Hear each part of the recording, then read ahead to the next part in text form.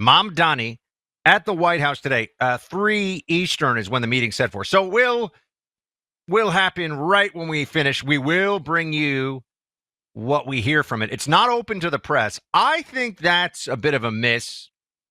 It would be really interesting to see how these two interact with the cameras on. I know how it's going to go. Trump is Trump. He's always charming and funny. You know, he'll make some comments. He'll rib him a little bit.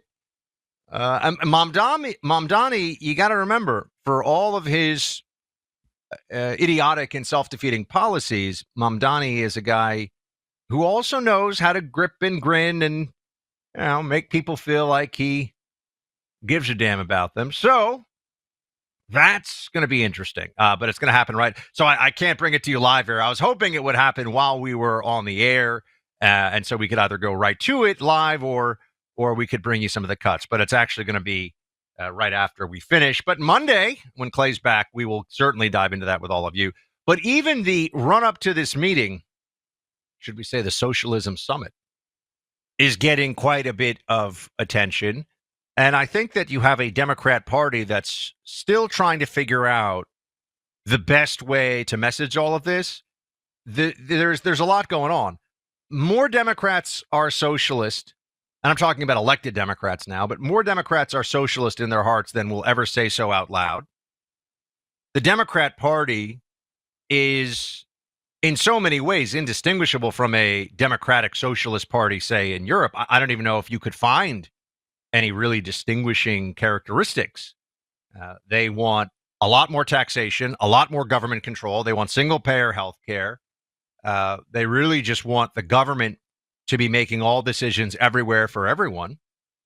They want to focus on equality of everybody as the primary goal of what a government does. So if that means you have to bring some people down and you have to lift a lot of other people up, that's what they want to do. As we know, that doesn't actually work. It's always a failure. People will say, oh, but what about Northern European countries? They'll bring up Sweden or they'll bring up Denmark. Those are countries that are actually very economically private sector driven, believe it or not. And what they have is they have a high tax base or high tax level for everyone, including the middle class. Everybody pays high taxes in Sweden. This is what they don't tell you. It's not just the rich. Everybody. You make the equivalent of $50,000 to $100,000 a year in Sweden, or whatever their average household income. It'd be less than that. But if you're a middle income earner in Sweden, you pay pretty high taxes. And then they have a large welfare state and state services, but they don't actually have endless amounts of government control of all aspects of the economy. It's not truly socialist. So that's when Sweden used to be more socialist, and it was an economic basket case, and then it changed its policies. I think it was in the 70s to privatize and make it more market-based, and it became much better as a country. Now they've gone with the whole open borders thing and DEI and multiculturalism, and those countries are probably in a pretty rapid descent into disintegrating as cohesive political entities as a result, but I digress. The House of Representatives voted, this just happened this morning, 285 to 98 to approve a resolution condemning the horrors of socialism. This is just before Trump is set to meet New York's incoming Democrat socialist mayor, Zohran Mamdani. Monday, we'll have the full readout of it. I can guarantee you this. Trump is going to have at least one hilarious line about meeting this guy. Probably a few, but at least one really, really funny line. All right, today, among all the news that's capturing our attention, we're talking about here on the show, there's still a critical struggle going on that's often outside the headlines, and it's happening in the minds of thousands and thousands of women across the country who are dealing with an unplanned pregnancy. They've got few options, at least they think that's true. And many of them are unfortunately being pushed toward abortion for their child as some kind of a convenience. And it's tragic.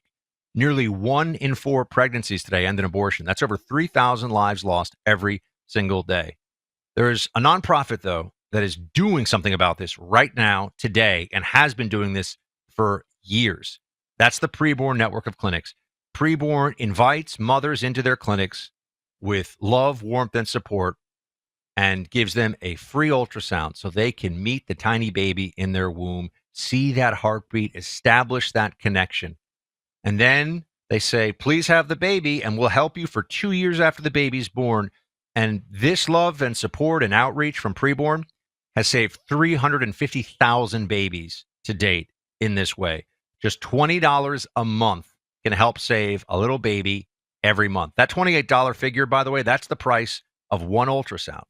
So you can set this up so that every month you're helping a mom meet her baby with that ultrasound. You know how powerful, how precious that is. Dial pound 250 and say the keyword baby. That's pound 250. Say the word baby, or go to preborn.com/buck, preborn.com/BUCK.